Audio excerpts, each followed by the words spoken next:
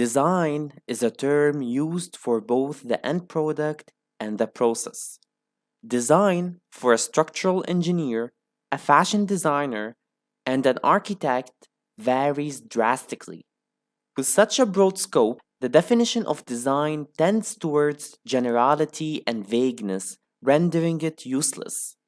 In this video, we are discussing some of the ideas presented by Bryan Lawson in his book, How Designers Think.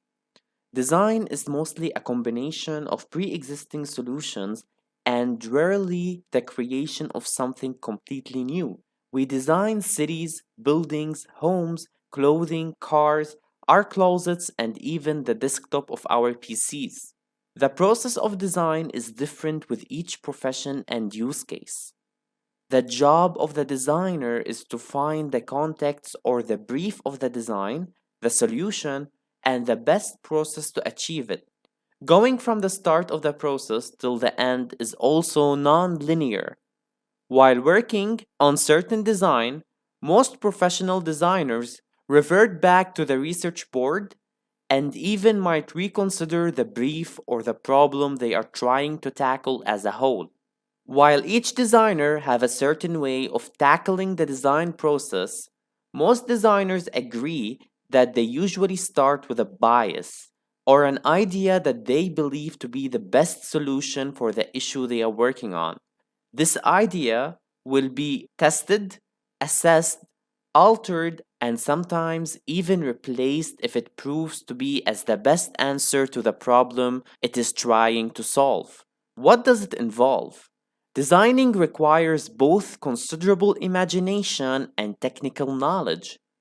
If we are to consider a spectrum of technicality versus beauty, then architecture is one of the most centered professions. Architecture is about the production of beautiful and also practically useful and well-functioning end products. A good architect is technically competent and has a well-developed aesthetic appreciation to spaces, forms, lines, as well as colors and textures. With this understanding of our aesthetic experience, they share a territory with the artists. They work in a very visual way, relying on drawings to think and to present their work.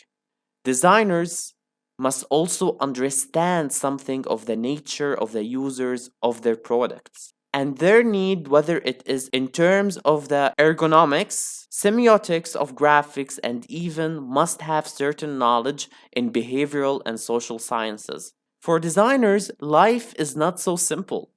They must appreciate the nature of both art and science, and in addition, they must be able to design. This involves a sophisticated mental process capable of manipulating many kinds of information, blending them all into a coherent set of ideas, and finally generating some realization of those ideas. In the next videos from this book, we will be discussing the designer's most important skills, design maps and approaches, critical and creative thinking, and much more. Stay tuned. Archanime is an initiative to simplify architectural educational concepts brought to you by the team at Vivify Studio. So, if you want to support our work and you want to see more educational content like this one, please feel free to check the link below for Vivify Portfolio. And if you like our work, we'd also be very happy to be working together. Thank you for watching and stay tuned for more educational content.